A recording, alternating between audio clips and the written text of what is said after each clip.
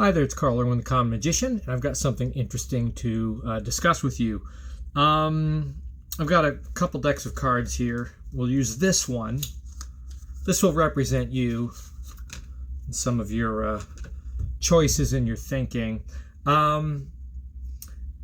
This is going to be a discussion about, it's a case study in magician overthink.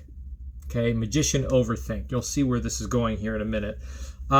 Just imagine that you randomly named a card. We'll do this kind of a couple different ways, but let's say that you randomly name a card, and we say that that card is the eight of hearts. Okay, so you have the eight of hearts, and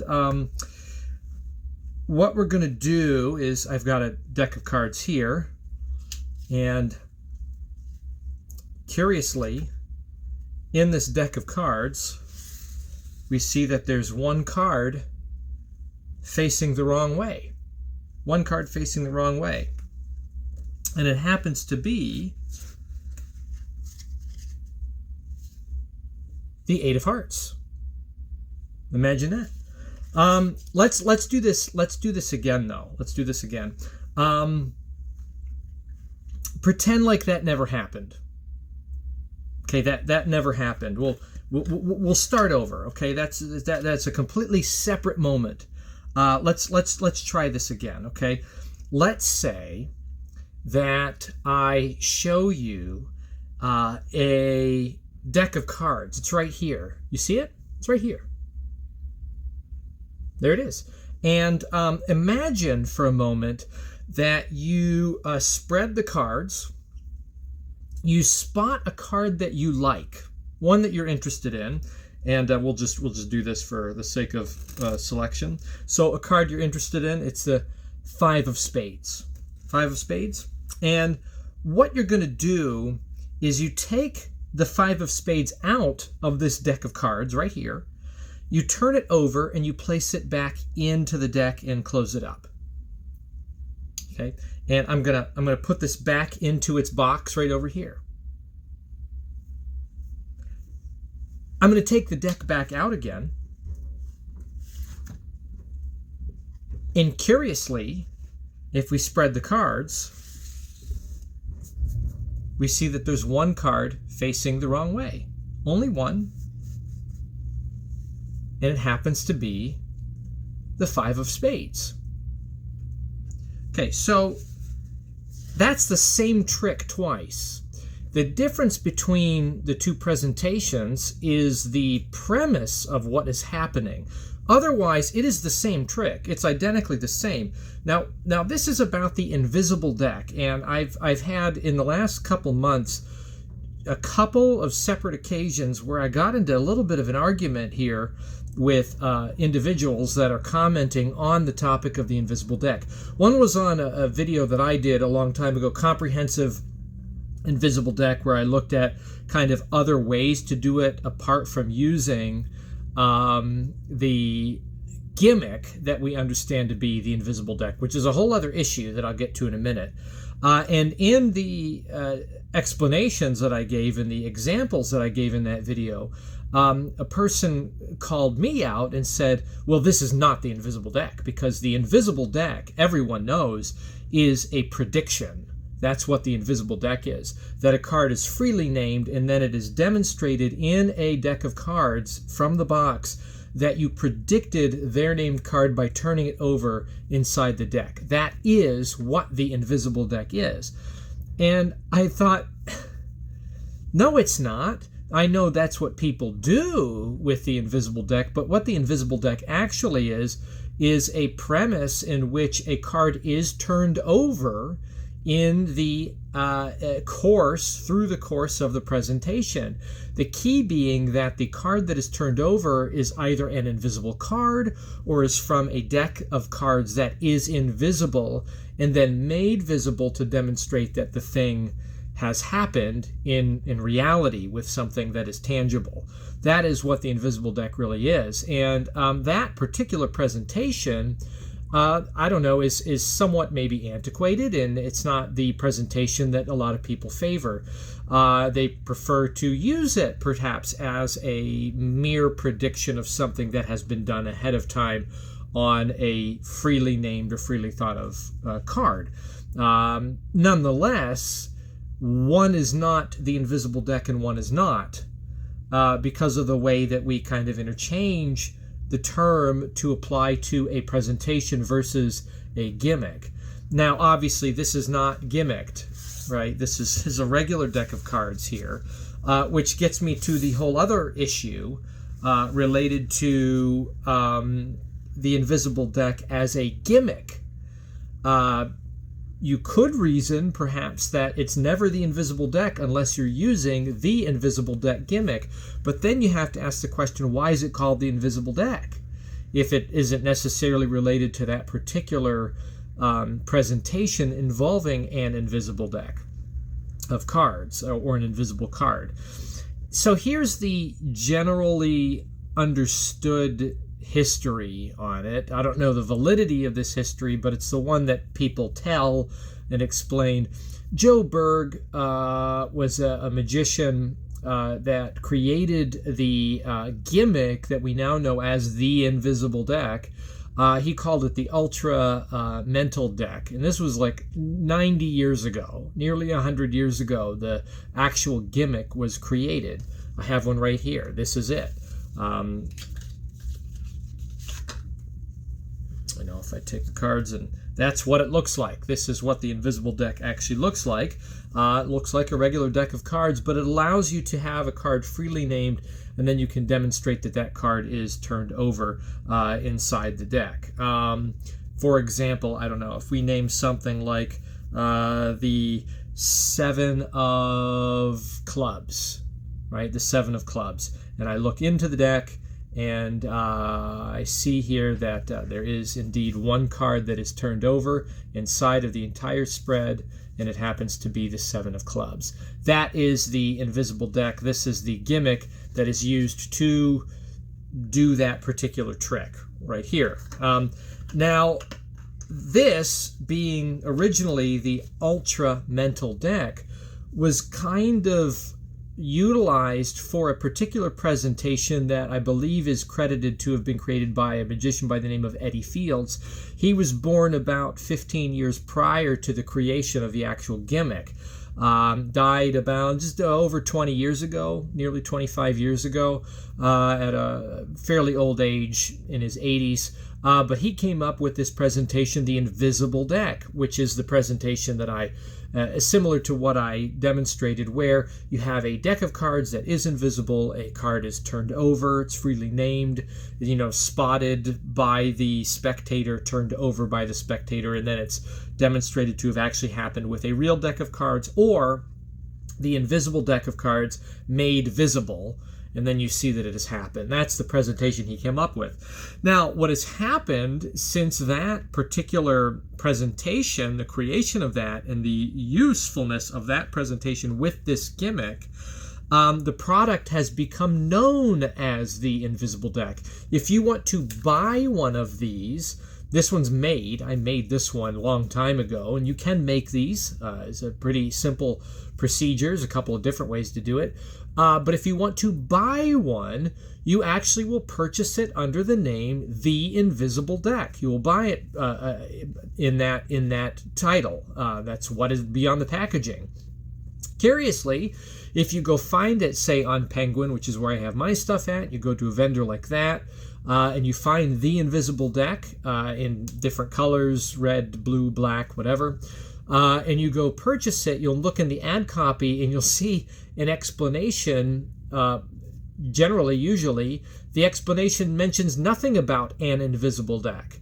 It talks about the first presentation that I showed you. That is a freely named card, and then the prediction that that card is turned over inside the deck. Obviously, this has been made quite famous from the 1990s when magician David Blaine, did his street magic specials and brought this out, dusted this off and took it out of mothballs and put it into use on the street as a prediction effect. And then it became quite a craze for several generations of magicians thereafter, in popularity, even though it existed well before that. But you can only really buy it as the Invisible Deck because of that presentation by Eddie Fields, even though the presentation doesn't stick to the gimmick anymore. So now that brings us to what is the Invisible Deck? Well, I think that magicians, like myself and many others, and I think anybody who's really being honest about this, we consider the Invisible Deck to essentially be a whole class of turned over card effects. Essentially any kind of effect where a card is freely named or chosen and then somehow magically turned over in a deck of cards. I think that all of those really satisfy the concept of either the presentation of the Invisible Deck, in that the presentation could involve the idea of an invisible deck of cards, and this could happen, or not. Or it could be related to what can be accomplished with the gimmick, the Invisible Deck, the Ultra Mental Deck, which gets its name as the Invisible Deck from that presentation. So you have the name sticking as a presentation, but you also have it sticking as a gimmick. And I think because of that ambiguity there, we really can justifiably call the entire class of turned over card tricks, where a card is turned over from a kind of a freely named situation, the Invisible Deck. So when you have a presentation, which could be completely impromptu, there's a lot of different ways to do an impromptu kind of situation. I don't know how we would do that here. Let's say, let's try this. Name a card, any card at all. We'll see if this works. I'm not sure if this will work. And let's say the 9 of diamonds. The 9 of diamonds. Now imagine that you take from this deck of cards the 9 of diamonds and you flip it over. Notice that this is not involving the premise of an invisible card or even an invisible deck. I'm saying imagine that you took the card, an actual physical card, and turned it over. Or was it the 9 of diamonds? I forgot what it was. No, called the 9 of diamonds, I think is what I said. And we can see that that has happened. If I look through the cards here, we'll see a card is turned over somewhere. I don't see it. Let's see here. I think it's stuck together maybe. There it is. A card is turned over in the deck. Out of all of these cards, which are all facing one way, you get one card right here, which happens to be the 9 of diamonds. So this is another, presentation. And again, it does not involve an invisible deck or an invisible card, but it has all of the hallmarks of this trick with this gimmick called the Invisible Deck. It is the same trick. In this case, it would be a card that was actually turned over mentally by the spectator. You could not do that. You could just say name a card and do the trick and do it that way. But this is an impromptu kind of presentation, completely different from the other methods that I did before, which I'm not even going to discuss here because it does not matter what method you're using or what presentation you're using. I think that when we're talking about the Invisible Deck, it really is a giant class. It's kind of like the entire classification of any card at any number, which we can freely interchange with the Burglas effect. What makes any card at any number the Burglas effect? We've had this conversation before. Well, to a magician, it means that these certain conditions have to be met. Actually met. It's the way magicians think, right? But in reality, you get the Bergloss effect anytime that these conditions seem to be met by the spectator. They don't actually have to be met. In fact, why would you actually do that, right? We don't make rules in magic to actually be followed. We make rules to be broken and to be falsified. And I think the same goes with this. Invisible deck, any turned over card trick where something is appears to be freely named. I mean, you could even take this a step further to say that, in fact, there's no reason why you couldn't have a situation where a deck of cards is used in a completely different situation from that presentation where a card is freely thought of and named and then found. You could do it. You could do this a different way, where a card is taken, right, selected freely, right, memorized, and then placed back into the deck, right? You could do this, and then you ask the spectator to just imagine the card, see it in your mind's eye, and imagine that you take it out and you turn it over and put it back in. And we see what has happened here is amazing. If you look through the deck, indeed, the card has been flipped. So this is a completely different method that's hands-on. It's not freely thought of. It's not freely named. It's selected. But to the spectator, what's the difference? What's the difference if they could have picked any card or thought of these are the things that magicians get hung up on. And I don't think it's worth actually making big arguments about. In one of these comments I saw in the video that was mine. The other place I saw this was on YouTuber A Million Card Tricks was covering the invisible deck in an impromptu kind of setting, and the similar comment was made. On mine, the person who was arguing with me said, "I think we just need to agree to disagree." I'm like, no, we can just agree that you're wrong, because it's stupid, right? This kind of argument over how a magician defines something is just utter foolishness, because what good is it for a magician to define anything any particular way that is not understood by the spectator, could not be understood or appreciated by them, right? The effect is really what is appreciated. It's not the history or the presentation, or certainly not the name of the gimmick.